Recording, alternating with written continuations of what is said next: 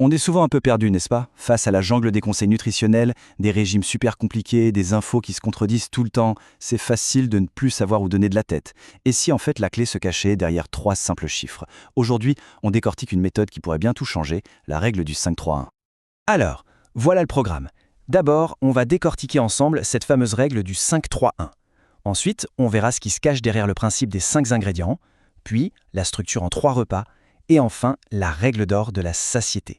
Et pour finir, on verra comment mettre tout ça en pratique super facilement. Le but premier de cette approche, ce n'est pas du tout de se rajouter des contraintes, bien au contraire. L'idée, c'est vraiment de simplifier son alimentation pour qu'elle soit saine, naturelle et surtout qu'on arrête de se prendre la tête. On connaît tout ça, hein? Passer des heures à se demander quoi manger, à calculer les calories, à suivre des règles qui changent tout le temps. Franchement, c'est épuisant. Cette méthode, elle vise justement à nous libérer de toute cette charge mentale liée à la nourriture. Et la solution proposée, elle tient en 3 chiffres. C'est comme un code, un mémotechnique tout simple pour guider nos choix au quotidien. 5, 3, 1. Chaque chiffre est une clé, et on va les découvrir ensemble, tout de suite. Allez, on commence avec le premier chiffre, le 5. Et ça, c'est vraiment le cœur de la méthode. Il s'agit de privilégier la qualité et la simplicité en se concentrant sur des aliments bruts plutôt que des produits ultra transformés. 5. Voilà, c'est le chiffre à garder en tête quand on fait les courses ou qu'on cuisine. Alors pourquoi 5? Parce que c'est un filtre incroyablement efficace pour mettre de côté tout ce qui est ultra transformé et revenir à l'essentiel. Le contraste est frappant.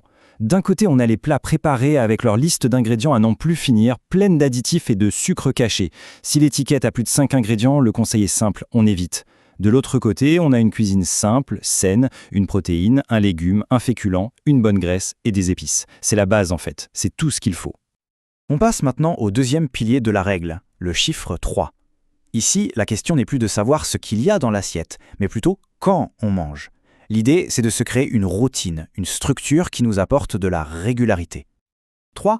Tout simplement comme les 3 repas qui structurent la journée. C'est un cadre qui aide à réguler la faim et à éviter les fringales qui tombent sans crier gare. Ce principe se décline en 3 points. D'abord, manger à des heures à peu près fixes pour habituer son corps et mieux gérer son énergie. Deuxièmement, pas de grignotage. Ça permet de faire la différence entre la vraie faim et la faim émotionnelle, ou l'envie de manger par habitude. Et troisièmement, il y a une option intéressante, le jeûne intermittent. Ça peut vouloir dire par exemple sauter le petit déjeuner si ça convient à notre rythme. L'idée, c'est de libérer du temps et potentiellement d'aider la digestion. Et nous voilà au dernier chiffre, le 1. Et attention, c'est peut-être le plus important de tous. C'est la règle d'or à suivre à chaque repas, écouter son corps et ses signes de faim. 1. Une seule chose à retenir, la satiété. C'est le principe qui vient chapeauter tout le reste. On peut avoir les meilleurs ingrédients et la meilleure organisation du monde. Si on ignore les signaux de son corps, l'équilibre est rompu. Le point crucial ici, c'est cette notion de satiété à 80%. Qu'est-ce que ça veut dire au juste? Eh bien, c'est manger jusqu'à ne plus avoir faim, mais sans se sentir lourd, complètement plein. C'est tout un art de savoir s'arrêter juste avant d'en avoir trop pris. Imaginez un peu, quitter la table en se sentant léger et plein d'énergie, plutôt que lourd et somnolent. C'est ça la satiété à 80%. Mais concrètement, comment on y arrive? Voici quelques techniques toutes simples de pleine conscience. Mâcher lentement, on dit environ 20 fois par bouchée. Poser sa fourchette entre chaque bouchée, ça aide vraiment à ralentir. Une astuce visuelle qui marche super bien, utiliser des assiettes plus petites. Et surtout, bien sûr, prendre le temps de savourer, de redécouvrir le goût des aliments. Bon, d'accord, la théorie est claire. 5 ingrédients, 3 repas, une règle de satiété. Mais comment on organise ça dans une semaine bien remplie? On passe à une stratégie de mise en pratique hyper efficace, le batch cooking minimaliste. L'idée, c'est de passer seulement une petite heure en cuisine le week-end pour préparer toute la semaine. Le dimanche, par exemple, on cuisine 3 sources de protéines et 3 légumes différents.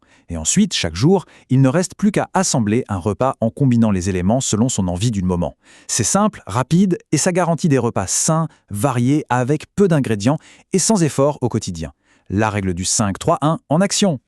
Alors, pour se lancer, l'action immédiate proposée est simple et directe et elle résume parfaitement le premier principe.